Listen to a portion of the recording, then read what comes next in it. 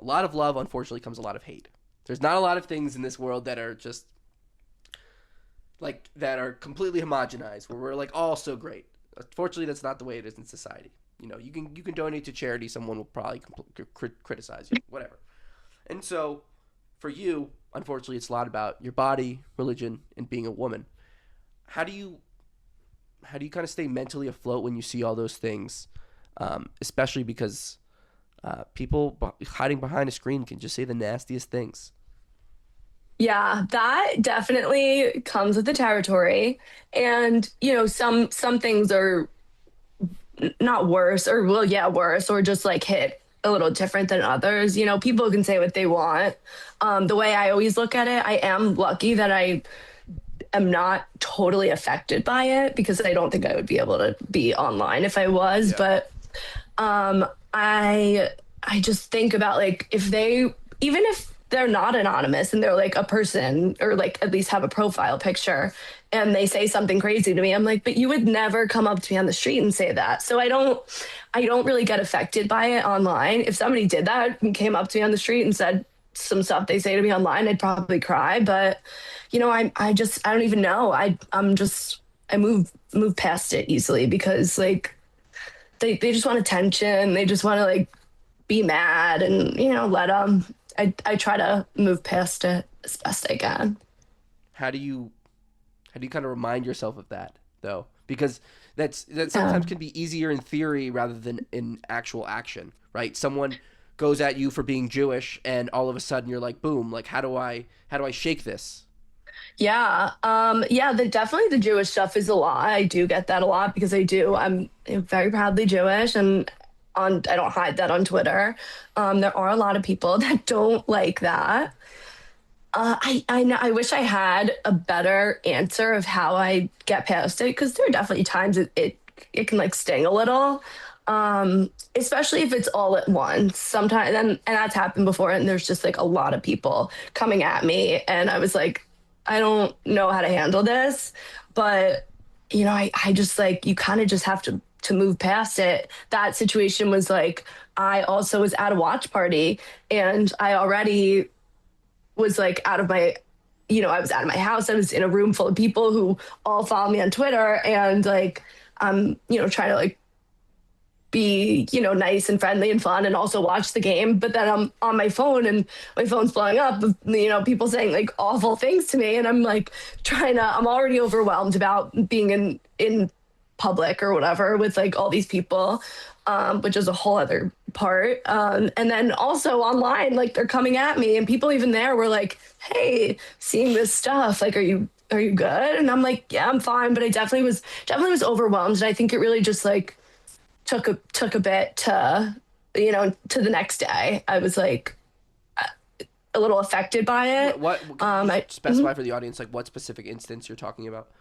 Yeah, I mean, like I was getting death threats, I was getting rape threats to me, to my family. It was multiple times. It was a Oh, so this lot. isn't just a specific instance. Like you're saying this happens. Like you're saying it's just. That that was a more of like a one, like everyone was kind of coming at me that day.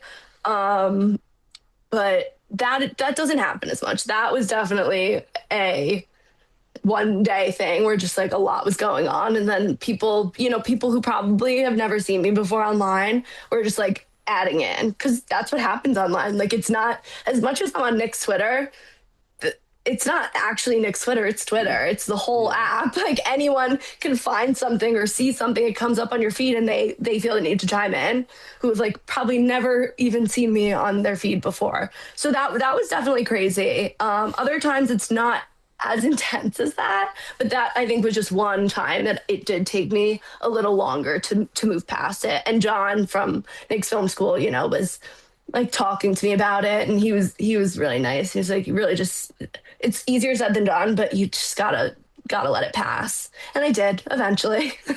What do you? How do you decide what to respond to and what not to respond to? Hmm. Like hate wise or Yes. just like Yeah. anything. Like when some Hate, people bring nasty comments to you, like how do you decide? Like, hey, I have to stand up for myself here. yeah, that's a good question, honestly. sometimes it really is just like a gut feeling. If I'm like, because I've seen things and then, I'm like, I kind of want to say something, but I just have no desire right now. But then, sometimes it picks up traction a little. And now I'm like, okay, I really just like have to say something. Other times, just stupid little comments. And honestly, most of the time I'll only answer if I can say something funny back because and just like make light of it or like be like, you're a loser. Really just a gut thing. Do I want to answer or not? Do I feel the need to like give this person what they're looking for or not? Or just like, if it makes me laugh, I'll do it. I'll respond. The funny thing too is like a lot of the times, and this is not always a great thing, but you kind of profit from some hate sometimes too. 100%. I mean, it's like thing to say out loud, but it's true. It is. And I prefer not to, but like if you're gonna come at me and be like, harass me about being Jewish and respond to all my posts about it, like, okay, like fine, keep going. I mean, listen, I'm not making that much from it, but like it's funny it's more the principle. In theory. Yeah, exactly. The principle of it is like, oh, you want to keep like saying this stuff about me, like I'll take a couple bucks. It's like it's as long as I'm not being too affected by it, it's funny. That part of it. Your DMs are open. That's how you and me got connected. Yeah. Because I just messaged you. I'm like, hey, like, I'm a Knicks fan, even though I'm from Maryland. Like, I'm a Knicks fan. You come on my feed a lot. You seem super nice, and that's how we got connected. But yeah, Syracuse too. How do you kind of decide overall, like, even not just hate messages, like what to respond to? Because I'm assuming a lot of people, for a lot of different reasons, Rebecca, are reaching out to you. Unfortunately. Yeah, definitely. My DMs are crazy. I do leave them open. I mean, I have it set so that I have to like accept it for you to even see if like I see it or like, and trust me, I see them all.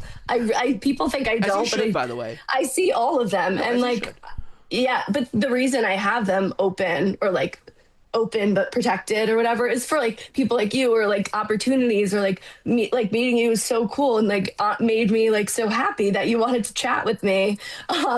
And so like that's why I keep it open. I really don't answer any of them because once Let's go.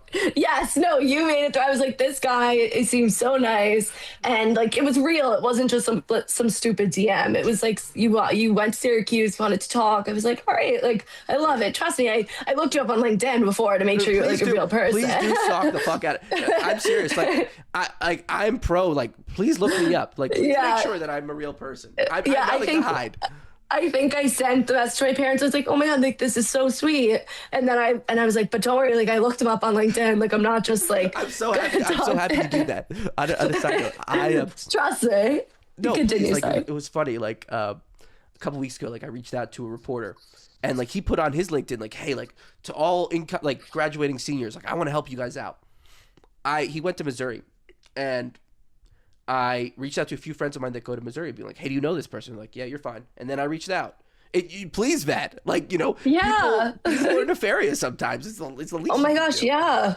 Oh yeah, no, I definitely did. But I was like it felt really good that somebody, from my alma mater who like actually is studying maybe like things that I kind of just like do or whatever. I was very honored. But yeah, I definitely vet.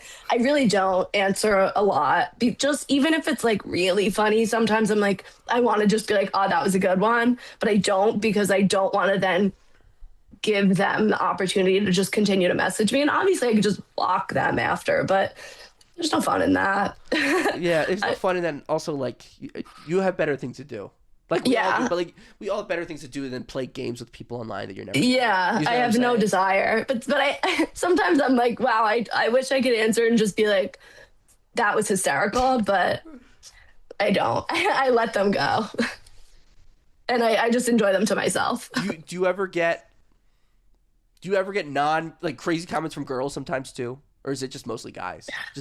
It's mostly guys, honestly. And some girls have messaged me just like saying something nice, and like I'm much more likely to respond to them. Yeah. But yeah, I mean the weird the crazy stuff is from guys, and it's not even like bad stuff. Sometimes it's like stupid or like funny. Yeah, but I really don't answer. No, of course. I mean, and again, like it's just you never know what people are up to nowadays, and Exactly. it's better play it safe than sorry. And if like someone really wants to talk to you, that's important. You'll know. And also, Yeah, it's just a exactly. reality. Like we're talking about like growing, like on your following stuff like that. Like it's just the reality. Like, look, you can't help everyone out at a certain point. You see what I'm saying? Like, I'm still Yeah. growing my podcast. I'm a little bit. I'm still selective with my guests. So shout out you for being on the pod. Thanks. But in general, like it's just you have to have like some sort of a standard for yourself, kind of. Yeah, definitely. Definitely.